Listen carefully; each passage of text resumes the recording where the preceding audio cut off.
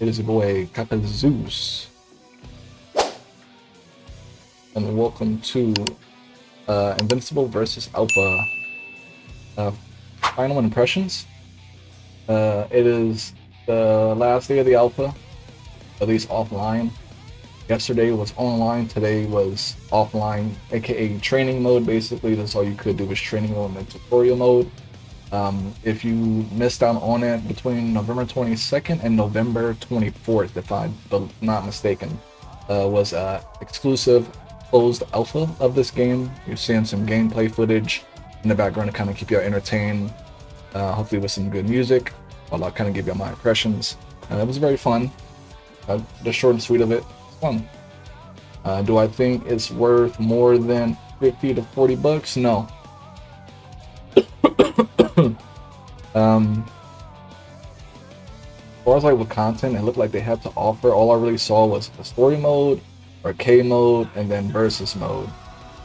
If they have any other modes planned, they're keeping those under wraps. It looks like it's going to be a pretty cut and dry fighting game. Story mode, arcade mode, fighting mode, tutorial, training. That's cool and all, but that's not the grounds of a game worth more than 40 bucks. When they care how big the roster is. The graphics are nice though, the soundtrack's good. Gets you in the mood to break some skulls using the force of Viltrumite. And the Cecil player trying to pop off. The internet connection was really good. I do believe the game has rollback netcode. It is being developed by the same devs that are doing Killer Instinct. Robert Kirkman, the guy involved with the comics and the show / creator, is involved with the process of game 2. You definitely see the love. I like the Easter eggs. I like the nods that characters have and small conversations they have and make them fight each other. They almost always seemingly have something to say to one another. Before, during, and at the end of the fight. Graphics again are competent, nothing too crazy, but it's enough to pass for AAA. The environment designs look pretty cool. I do like the battle damage over time. You see the characters' avatars up above, and in the game itself, they'll take damage over time. Their avatars are brutaled, or bloodied and battered.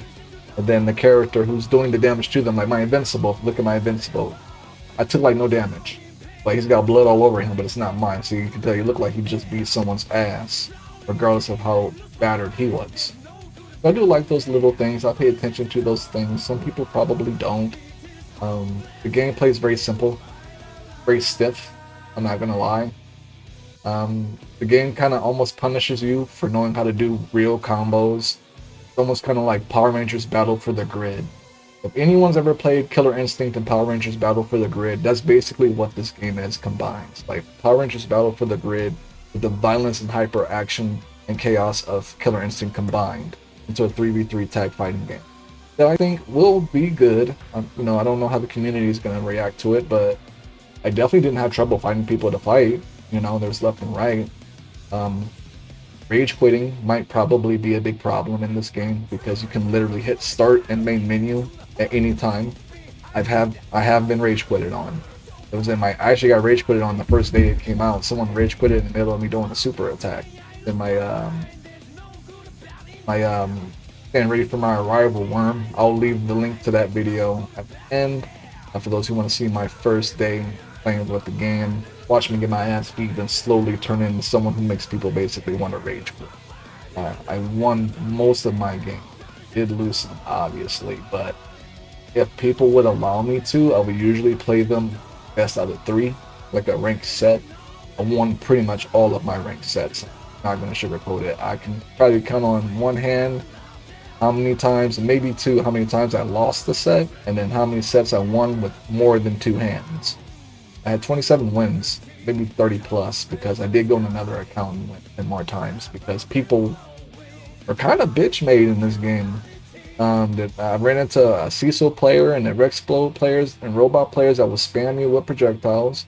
In my Invincible showcase, there's an Omni-Man that was spamming me with the Sonic claps just to still lose.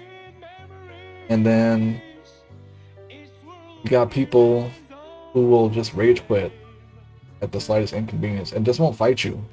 Like, people wouldn't fight me because I had 20 something wins, 15 wins. People would just when we get paired for the verses, they'll just let us sit there and just count down to accept or decline instead of just saving us both the time. Since we have 1 weekend to play this game, y'all just sit there, and whether you're AFK or just too scared to fight, you just won't decline it so that I can find the next player. So then what I had to do was give people 10 seconds to accept, and then I would decline it. And one time they gave me the same person 3 times in a row. And the first time, he just let us sit there. I let the timer run to 0, and then he just proceeded to be paired with me 2 or 3 more times after that, and I had to keep declining. So they definitely got some work to do on that. And then going back to the movement, it's very stiff, like I said. Like, yeah, you can use R1 to dash. Not every character has a dash. Some characters sprint, some characters jump or leap. It definitely just varies. I definitely wish that you could double dash using the D-pad, like most 2D fighting games would. Because you pretty much have to rely on your abilities and your R1 dash to close in on the enemy.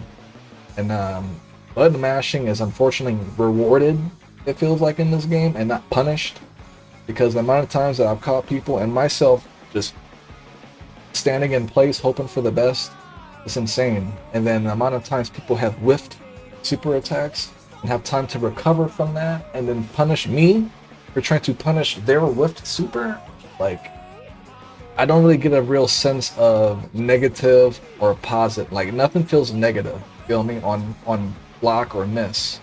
It just, like, you know, you do, you don't, you don't. Every moment feels like a coin toss. I kinda don't like that. It kinda kills the competitive edge for me a little bit. There are a lot of moments I know I should have been punished, or the enemy should have been punished for throwing out random crap. But I started to, by the end of it, getting used to relying on, say, Mark's dash punch, as you see me doing right here. I use it to close in on the enemy a lot. And that's why I say, even Battle for the Grid, though, had a dash. So, I don't know. It definitely wants you to do 1, 2, 3, 1, 2, 3s, and then super attack. And I also peeped that a lot of people weren't comboing into super attacks or comboing into level 3s. I don't know what that was about. But the gameplay's over. I started somewhere random again. I just got some pre-recorded footage just playing in the background for y'all. A lot of people weren't taking advantage of the super tag out system. They were only tagging out to do combos or tagging out to do level 1s and not finishing a level 1 combo super chain into a level 3 finisher. So definitely going to be interesting to see how it works. A lot of the super moves feel very gimmicky, like Omni-Man's right there. You can't use that unless you like have them in the air or something. A lot of them are very niche. Definitely needs to be easier to land the level 3s. A lot of them can be landed after a ground slam, but not every character has a ground slam or a ground knockdown move. But the netcode connection was good. I never felt lag, so whenever there was problems, I can almost certainly assume that their internet is just that bad or they're lag switching. Yes, people still do that. I try not to use that as a crutch when I lose, but even when I win, sometimes it's still annoying.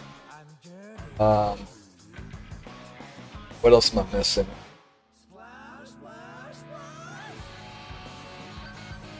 Yeah, I think that's pretty much it. Gameplay, a little stiff, movement stiff. Needs to be a little bit more fluid. Combos, I mean, they're a little short, but I'm used to it. Play Battle for the Grid. Soundtrack's good, graphics good, presentation looks good, voice acting's good, even though not all the voice actors have the same characters. I mean, the combos feel good when you're doing them, you feel the impact. But I just wish you could do a little bit. Fine for what it is. Polish the movement. Probably punish people who are going to happen. I don't know if I'm missing anything else though, but all the characters feel, the characters. All the characters are fun. They're all unique. None of them feel like copy and paste. Even Bulletproof over here. Not many people play with him. It's kind of slept on. But after playing with him myself, I kind of get it. Definitely got to lab with him a little bit. You can't just pick him and start going crazy. You have to know what you're doing with him. Like Bulletproof. But all the characters, all the Viltrumites feel powerful, as they should. Cecil, even though he's human, he has resources that makes him feel like he'd be able to stand up against the type of people in this game. I definitely hope it succeeds, but it needs work. It needs work in the rage quitting department. It needs work in the movement department. Among other things. There's other things they could probably work on, but those are the things that stood out to me. Was too easy to rage quit, and it rewards button mashers too easily. You're not knowing what they're doing versus knowing what you're doing. No real sense of negative frames, and it's hard to punish people. You don't rely on attacks to close in on them. It was a fun. If I had to rate it, give it a 7 out of 10. You know, room for improvement. It could very easily be an 8. You feel me? If they polish the gameplay and the rage quitting isn't as persistent as it was during the alpha. The roster seems competent. They seem like they're going to be adding costumes as DLC. I wouldn't be surprised if there was a battle pass or a season pass, because there definitely was an implication of costumes and color variations for characters. So we'll see what kind of stuff that they come up with. But y'all like this type of content, you already know what to do. This isn't the last of my Invincible versus content. I have hours of each character putting in work. And if you haven't already seen, I got an Invincible showcase uploaded, and then tomorrow will be an Eve showcase. Like every other day, basically, will be a showcase of each character in the game. So you may see Invincible versus content on this channel for the next week or two.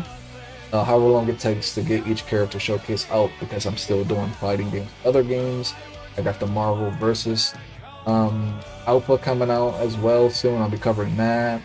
I'm doing Sparking Zero, scary games and plan. So it'll work in, but I wanted to do, for the next week, just Invincible versus, but I'm like, I can't do that.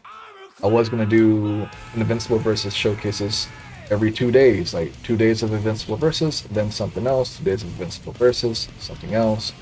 But then I ultimately decided to just do every other day an Invincible versus showcase, and then anything in between I can sprinkle, of course.